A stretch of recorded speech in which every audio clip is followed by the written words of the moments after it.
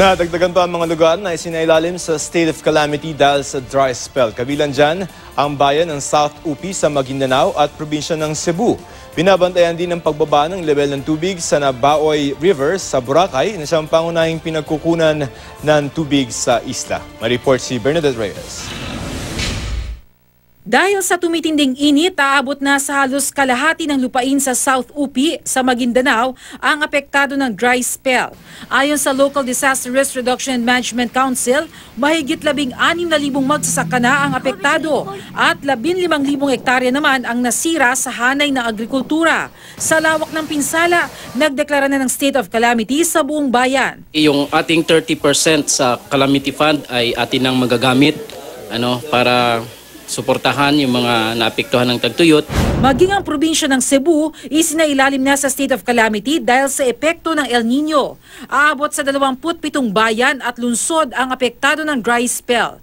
Sa Cebu City pa nga lang, umabot na sa 100 milyong piso ang halaga ng mga nasirang pananim.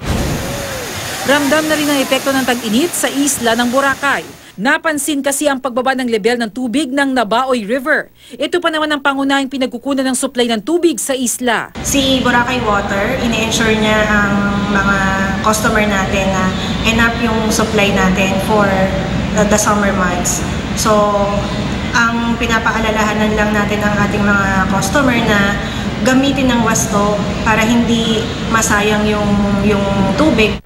Sa Bao, Camarines Sur, ito na ang itsura ng talon sa Barangay Antipolo. Wala nang bumabagsak na tubig at puro bato at lupa na lang ang makikita. Sa ibaba nito, may kaunting tubig. Sa katabing barangay naman ng Karanday, naging parang patag na ang ilog. Dahil sa kawalan ng tubig, umaasa na sa mga kalapit na barangay ang mga residente. Sa bayan naman ng Ragay, natuyo na rin ang malawak na maisang ito dahil sa tagal na walang ulan. Pati mga baka at kalabaw nawala na ng paglililiman sa sobrang pagkatuyo ng lugar. Pero kung may mga umaaray na negosyante dahil sa pagkalugi, laking pasasalamat naman nagtitinda ng pakwan sa Lawag City, Ilocos Norte. Mabenta kasi ngayong panahon ang kanilang produkto. Bernadette Reyes, GMA News.